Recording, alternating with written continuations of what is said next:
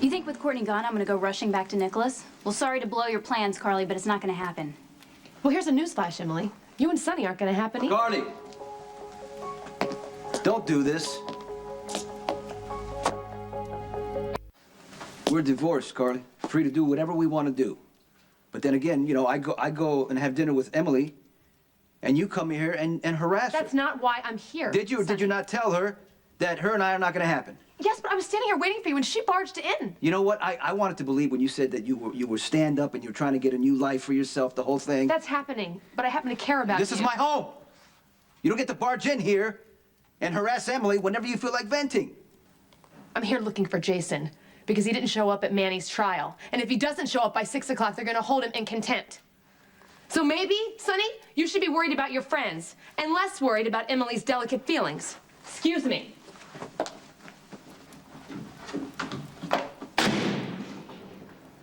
Hey, guess where I am right now? On a plane to South Carolina? Right on the first try. Wow, well, you sound happier already. Well, more like relieved. You know, I really miss Nicholas, but I so needed this. Thank you for arranging it. Well, hey, what are friends for? Besides, there's no way you could think clearly here. Everything's so crazy in Port Charles. I mean, with Jax pressuring you and Nicholas confusing you, there's no way that you could separate what you wanted from everyone else's agenda. In South Carolina, you can take care of yourself and the baby. You know, I saw Nicholas before I left. I broke up with him. So, you told them both you were leaving? Actually, I didn't have the courage to do it in person. I wrote letters to both Nicholas and Jax. Okay, they're going to freak. And they're gonna pressure you and try and get you to tell them where I am, which you can't, no matter who you think I should be with. I promised you I wouldn't tell anybody where you are, and I'm not going to, okay? Okay, thanks. Stop worrying about this, and you just concentrate on my future godson or goddaughter, okay? I will. Bye. I don't care what you promised Courtney. I want you to tell me where she is. I love Courtney, okay? I want a chance to put our marriage back together. I want to raise our child I get together. that, but you need to let Courtney make that choice. You can't bully her I into it. just need a chance to talk to her. That's all. You're wasting your breath because I'm not going to tell you where she is. Look, you know that Nicholas is going to get back together with Emily eventually. It's just a given. And he's going to break Courtney's heart. Courtney has to figure that out on her own. You're her best friend. Exactly, which is why I'm not going to tell you where she is. It's in your best interest, actually, if I get there before Nicholas How's does. that? Because if Nicholas sees us together, he's going to go running right back to Emily, okay? Which is going to leave Sonny free to go back to you. Everyone lives happily ever after. Miss Quartermain, you heard Dr. Scorpio testify about the AV malformation in Mr. Ruiz's brain that caused his aggression. She also stated that he had an operation which alleviated this condition and made him essentially a different man. I'm not a doctor. Well, no, but you do have a brother who suffered a serious brain injury. Objection, Your Honor. This line of inquiry has no relevance to the case. I intend to prove relevance, Your Honor. I'll allow it. Please continue. Thank you. Can you tell us about your brother, Jason? Isn't it a fact that he had no memory at all of even being your brother after his accident and the surgery?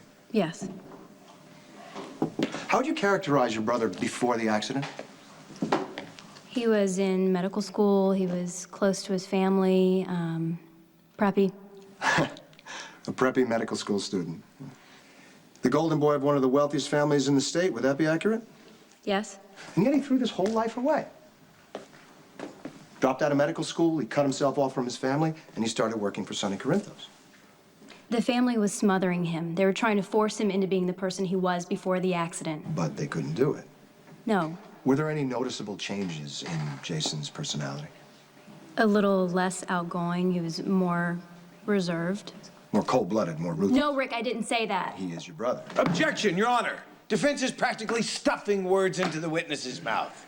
Objection sustained. Rephrase your question, Yes, counsel. Your Honor. I'm sorry. Did anybody ever question the change in your brother or think that he was faking it? No. Okay, so in essence, you're saying that a person's character can be completely altered as a result of a brain trauma, that they can, in effect, become a different person. Objection, Your Honor. Defense continues to lead the witness. Did this man even go to law school? I will withdraw, Your Honor, and yes, Harvard. Thank you, summa cum laude. No more questions. You may step down. Calling the next witness. Thank you, Your Honor. The defense calls Sam McCall.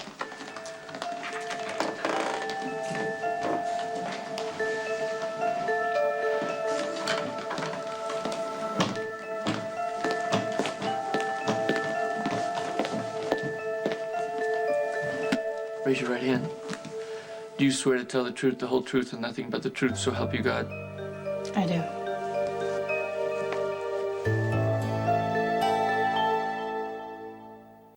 Jason Morgan's fiance, is that correct? Yes. Did you know him before the accident? Manny Ruiz is not Just Jason a Morgan. simple You can't really yes or compare no, the two please, of them. Ms. No, you Call. keep hammering away about his accident. Jason is a good man. Answer the question, please. No, I did not know Jason before the accident. So you expect this court to believe that you're intimate with a man, yet you know nothing about the enormous change? Yeah, I really don't care what the court believes. Answer the question, Miss McCall. Jason, we just said, had brain damage, so no, we have not talked about his life before. He does not remember it. Did Mr. Morgan talk to you about what he does for a living? He's a coffee importer. That's interesting, because Mr. Morgan's been arrested for murder, for attempted murder, for arson, and a warehouse bombing. Do those sound like the activities of a coffee importer? He has never been convicted of any of those charges. Ms. McCall, I'm going to remind you that you're under oath, and a failure to tell the truth may result in a charge of perjury.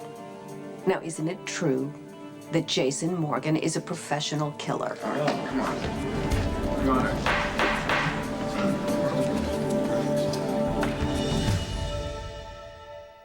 Want to know who kills people? Your client. Not as a job. He kills for sick, sadistic pleasure. Order in the court. He tried to hunt me down. He threatened to rape me. Your Honor, the witness's statement is highly prejudicial and has absolutely nothing to do with the question that she was just asked. Miss McCall, you're edging close to contempt of court. Manny terrorized me over and over again.